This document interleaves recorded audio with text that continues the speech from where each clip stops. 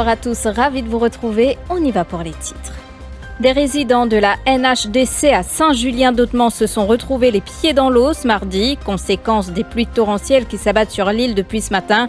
Produits alimentaires et meubles ont été abîmés. Une situation qui exaspère à J-6 de Noël. Témoignage dans ce journal. À Quatre-Cocos, 2 personnes piégées par la soudaine montée des eaux. Les pompiers très sollicités. Ils ont effectué une quarantaine d'interventions. Pas d'amélioration avant demain selon la station météo de Bacois. Le DPP ne détient pas le monopole d'engager des procès au pénal. Propos du Premier ministre lors de son summing up sur le FCC Bill à l'Assemblée nationale cet après-midi. Répondant aux critiques sur le mode de nomination du directeur général de la FCC, Pravin Jugnauth a fait remarquer que même le chef juge est nommé par le président après consultation avec le Premier ministre. Avec les multiples attaques en mer Rouge, une hausse du coût du fret et des produits alimentaires à l'horizon, les importateurs et les consommateurs seront impactés d'ici janvier prochain, prévient l'Association professionnelle des transitaires. Il faudra s'armer de patience avant la réception des marchandises. William Sanassi crie au complot. Le franco-mauricien nie avoir tué Donovan Clovis et de l'avoir ensuite enterré dans sa cour à Trou-aux-Biches. Au limier de la MCIT, le jeune homme a clamé son innocence. Scène de désolation à Saint-Julien-d'Hautemans ce mardi. Des résidents de la NHDC de la localité ont été pris au dépourvu par la subite montée des eaux provoquée par les pluies torrentielles. Ils se sont retrouvés les pieds dans l'eau. Leurs meubles et produits alimentaires ont été abîmés. Ces familles ne cachent pas leur ras-le-bol, surtout à J-6 de Noël. Elles s'attendent à des actions immédiates de la part de la NHDC. Dès lors, depuis une rentrée dans la carte partout.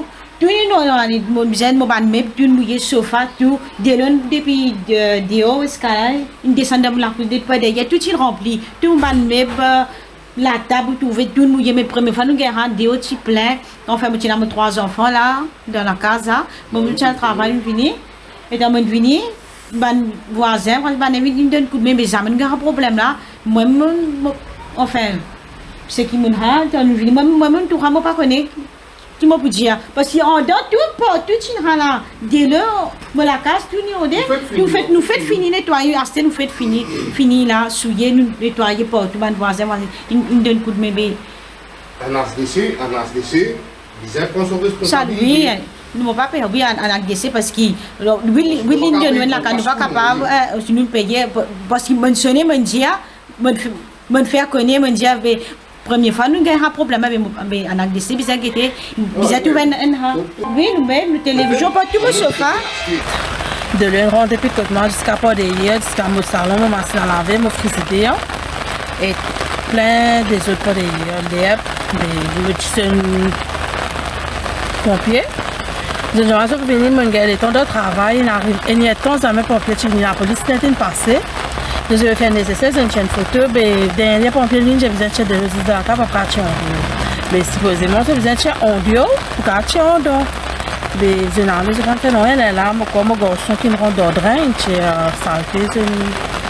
Après, mon gars aide de ban voisin le chemin, mais la casette, mais la case qui me fait gâter. Mais donc, fait un an de venir récemment, mais peut-être acheter des. Pas que si vous décroquez qui peut arriver. Et vous pouvez ici n'a pas de matelas. Oui, matelas lenga, tu vas pas faire non. Comment matelas lenga fait? Juste des matelas mais tu n'as pas derrière, c'est pas un placard. Mais première fois que je peux gagner, c'est pas pour ça fait des fois. Une fois, je ne serais pas depuis dans la case. Mais là, une première fois, je rentre depuis dans la case. Oh, c'est déjà pas pour gagner pour la case et non, il est là. Oui. Mais de l'autre, j'arrive depuis la côte nous et nous. Et il ne pas arrivé. Finalement, ma famille tirée, les filles de là, j'ai l'impression de l'eau, qui je peux pas arriver. Plus de peur que de mal pour une dizaine de personnes qui se trouvaient à bord d'un bateau de plaisance cet après-midi au large de Cap-Malheureux. L'embarcation dérivée, ils doivent leur salut à un speedboat qui les a secourus avant l'arrivée de l'hélicoptère Squadron et des éléments de la garde-côte nationale. Pas de répit pour les pompiers, ils ont effectué une quarantaine d'interventions, notamment à Quatre-Cocos où 2 personnes ont été prises au piège par la montée des eaux, mais aussi pour évacuer l'eau accumulée dans 11 maisons, notamment à Bellemare, Pérébert, Cap-Malheureux et Grand-B. Et conséquence du mauvais temps, 500 foyers privés d'électricité à Trou-d'Eau-Douce. Les techniciens du CEB sont à pied d'œuvre pour remédier à la situation. Et puis l'Est, le Sud-Est et le plateau central principalement affectés, les plus fortes pluviométries enregistrées entre 8h et midi, soit 98 mm de pluie à Rivière-des-Anguilles, Saint-Félix 85 mm et Bellemare 80 mm de pluie. En cause, les conditions atmosphériques demeurent humides et instables sur notre région. Pas d'amélioration avant demain selon la station météo de Vaqua. Tout à fait autre chose à présent. Manifestation des partis de l'opposition parlementaire devant l'Assemblée nationale ce matin. Ils dénonçaient une séance antidémocratique, soulignant que seuls les membres de la majorité prendront la parole lors des derniers débats sur le Financial Crimes Commission Bill et sur l'Electoral Boundaries Commission. Ils critiquaient également l'attitude du speaker. Dans le Parlement, nous n'avons pas le droit de causer. Aujourd'hui, donc, il n'y a aucune question parlementaire. Il n'y a aucun PNQ parce qu'ils doivent mettre une loi spéciale aux finances. Il n'y a aucun orateur qui peut causer de l'opposition concernant la Financial Crime Commission. Il n'y a aucun orateur qui peut causer concernant la motion Electoral Boundaries Commission. Donc, aujourd'hui, je fais une manigance pour que ça reste une journée entièrement gouvernement, pas l'opposition peut causer. C'est étrangler la démocratie à petit feu. Moi là depuis 76 moi. Jamais il n'y a un autre speaker. Jamais il n'y a un autre premier ministre qui n'a dit dans sa façon là. Il est sans précédent ça. Nous finissons toujours connaître un speaker qui dit que l'opposition peut avoir c'est. Mais ici non. Il agit comme un bouncer. Il finance le bon fonctionnement du Parlement. Nous arrivons dans une situation extrêmement grave et les bons qui nous tournent ensemble à Zodi, nous pouvons dire les peuples qui se la voient à Zodi, pas pétendre dans le Parlement. C'est pour ça qu'ils nous l'a à Zodi. Les parlementaires officiellement en vacances à partir de ce soir, ils reprendront le chemin de l'hémicycle le 26 mars prochain. Mais un peu plus tôt, Pravin Jugnauth a fait son summing up sur le Financial Crimes Commission Bill à l'Assemblée nationale, qui a duré un peu plus de 2 heures. Le directeur des poursuites publiques n'a pas le monopole d'instituer des procédures pénales, dit-il. Le Premier ministre s'est appuyé sur des jugements du Privy Council sur les pouvoirs d'un DPP dans des pays tels que la Jamaïque, les îles Fidji, les Seychelles, les Antigua et Barbuda pour soutenir ses dires. Le chef du gouvernement qui n'a pas manqué de régler ses comptes avec l'opposition. It follows that Section 72, subsection 3 of the Constitution does not confer upon the DPP the exclusive right or monopoly to institute criminal proceedings. Section 72(5) in fact confers constitutional powers to the DPP to take over, continue, or discontinue any criminal proceedings instituted by any other person or authority. It is, therefore, constitutionally permissible for any statutory authority to institute criminal proceedings without the consent of the DPP, provided that such powers are conferred upon that authority by law. Et cette autre manifestation devant l'Assemblée nationale pour dénoncer la Financial Crimes Commission, celle de l'Union PEP mauricien. Rama Balaiden, membre du parti, a rappelé qu'ils étaient les premiers à s'opposer à ce projet de loi. L'avocat a également annoncé une nouvelle manifestation à la State House ce soir. L'Union Maurice, nos premiers partis politiques, qui quand nous gagnons l'information que Financial Crimes Commission peut venir, nous commençons à tirer là. Nos premiers partis. D'abord, nous disons la section N de la Constitution, nous disons qu'il est contraire à la Constitution, cause du pouvoir du DPP. Ensuite, nous cause la section 66. Et après, c'est nous-mêmes qui lançons l'opération. C'est une loi Baïlouké, c'est une loi là pour faire paix. Ensuite, nous demandons aussi, nos camarades Nando Boda, dans l'Assemblée une liaison qui nous capable, l'OSA issue-là, faire un front avec les autres partis de l'opposition et nous commençons à travailler pour rentrer un case en cours. Et aujourd'hui, à l'initiative de l'Union Maurice, camarade Nando Boda, une demande pour boycott séance qui peut être aujourd'hui et surtout mettre plein feu le Gobin. Les attaques en mer Rouge perturbent les chaînes d'approvisionnement à travers le monde. Elles sont revendiquées par les rebelles houthis du Yémen depuis quelques semaines en réaction au bombardement israélien sur Gaza. Pourquoi la mer Rouge joue un rôle vital pour le commerce? Élément de réponse avec Mélanie Clémentine Juliette. La mer Rouge est une route cruciale pour le commerce. On la surnomme même l'autoroute de la mer, reliant la Méditerranée à l'océan Indien et donc l'Europe à l'Asie.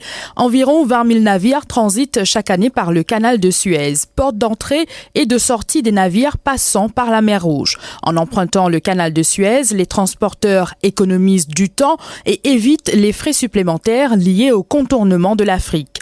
Parmi les géants du transport maritime mondial qui ont déjà annoncé que leurs navires éviteraient la mer Rouge en raison de la multiplication des attaques dans cette zone, on retrouve le danois Maersk, l'allemand Hapag-Lloyd, le français CMA-CGM et l'italo-suisse MSC.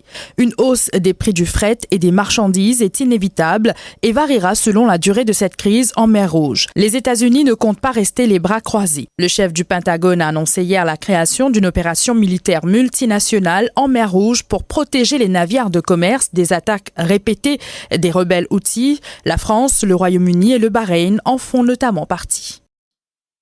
Et résultat des courses, une flambée du coût du fret maritime et des produits alimentaires se profile à l'horizon. En cause, les attaques de navires en mer Rouge. Les importateurs et les consommateurs à Maurice seront impactés d'ici janvier prochain, selon l'Association professionnelle des transitaires. Son président Mahen Goundia explique que les marchandises prendront plus de temps pour arriver à Maurice. Les marchandises pour tarder pour arriver, le prix du conteneur pour augmenter parce que définitivement quand le bateau veut faire les tours, il faut plus d'énergie. Définitivement, nous trouvons une hausse dans le prix du fret dans les jours à venir. On est capable de dire que le bateau va pas venir, mais si vous êtes intéressé, si le bateau fait les tours, vous vous payer. Et définitivement, on n'a pas ça parce que vous trouvez qui quantité de problème peut gagner là-bas. L'attaque qui peut gagner le semaine bateau là, peut prendre semaine marchandise là. Nous trouvons qui n'est pas pour loin pour cette augmentation là. Là, je commence à annoncer là parce que si cette tendance là continue, je ne vais pas prendre un choix pour augmenter. Quand ça vient, importateur pour importer pour payer plus cher, définitivement, ça propose les deux bandes consommateurs. C'est bandes consommateurs, encore une fois, qui vous payent les pots cassés, comme on nous dit. De son côté, la State Trading Corporation dit suivre la situation de près. Pour l'instant, il n'y a que du retard seulement pour une cargaison d'huile de tournesol en provenance de l'Ukraine. 20h passées de 14 minutes, la suite après la pub.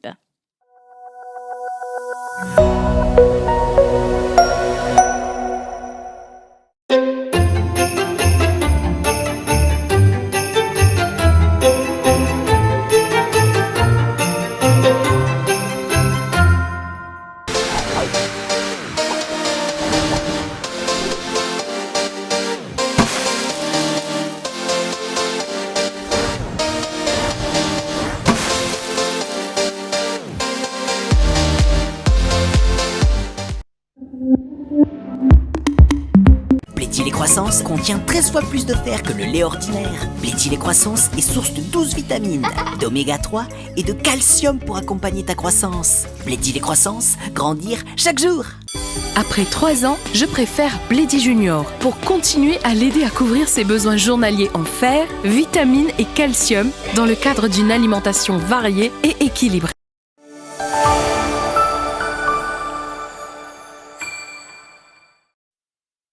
Je vous en parlais dans les titres. William Sanassi crie au complot. Le franco-mauricien nie avoir tué Donovan Clovis et de l'avoir ensuite enterré dans sa cour à Trouobiche. Incriminé par 4 personnes, le jeune homme a clamé son innocence au limier de la MCIT. Le meurtre remonte à février de l'année dernière et c'est le mois dernier que le suspect a été arrêté alors qu'il se trouvait à Rodrigue, Kevish Simon et Shehzad Jadou.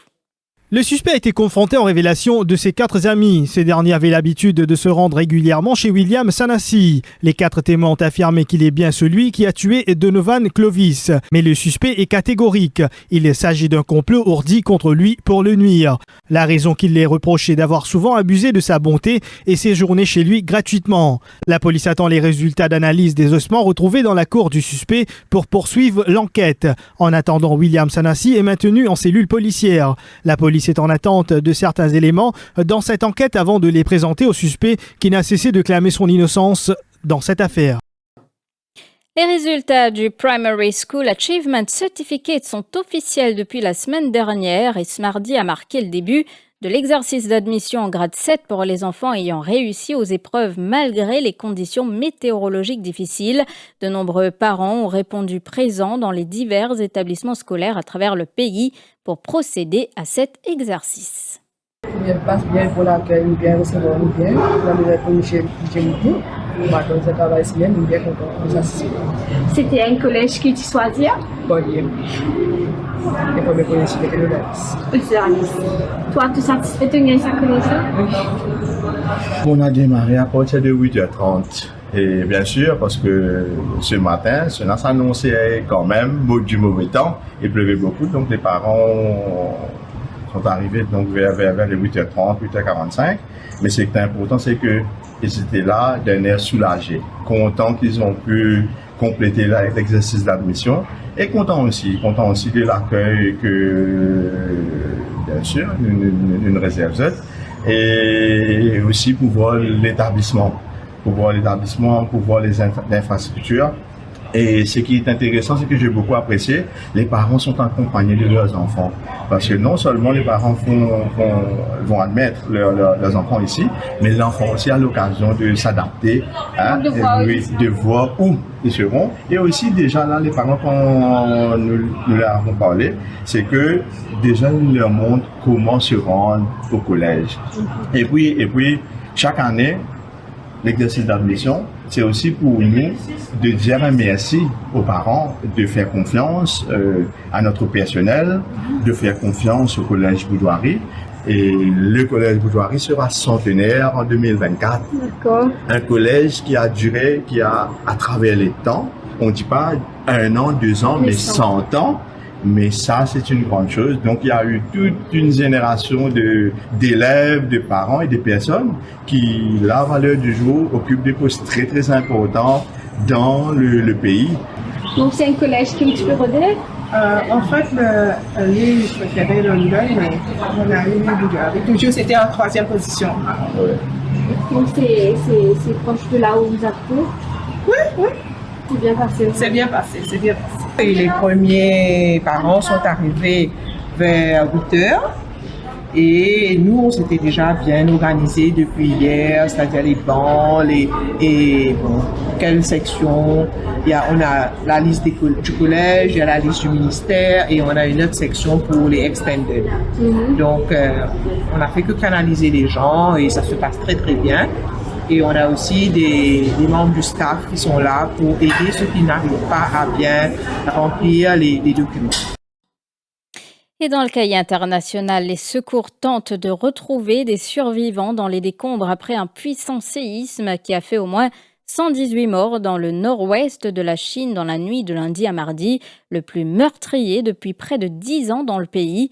L'agence de presse Chine Nouvelle a indiqué que la secousse était de magnitude 6,2. Le séisme a été suivi par plusieurs dizaines d'autres secousses. Élodie Domen. Le tremblement de terre s'est produit à environ 1300 km au sud-ouest de Pékin dans la province de Gansu. Selon un bilan établi ce matin par les autorités, au moins 118 personnes ont été tuées et près de 400 ont été blessées après ce puissant séisme. La ville de Haidong n'a pas été épargnée. La catastrophe a fait 13 morts et 182 blessés sur place et 20 personnes sont portées disparues. Le tremblement de terre a endommagé des milliers d'habitations dont beaucoup sont des structures délabrées construites en briques et a poussé les habitants à courir dans le froid froid des rues pour se mettre à l'abri. Il s'agit du plus grave bilan après un séisme en Chine depuis au moins 2014, lorsque plus de 600 personnes avaient trouvé la mort dans la province du Yunnan, dans le sud-ouest. Ce puissant séisme a aussi causé d'importants dégâts. Les autorités locales déclarant ce matin lors d'une conférence de presse que près de 5000 maisons avaient été endommagées dans la province.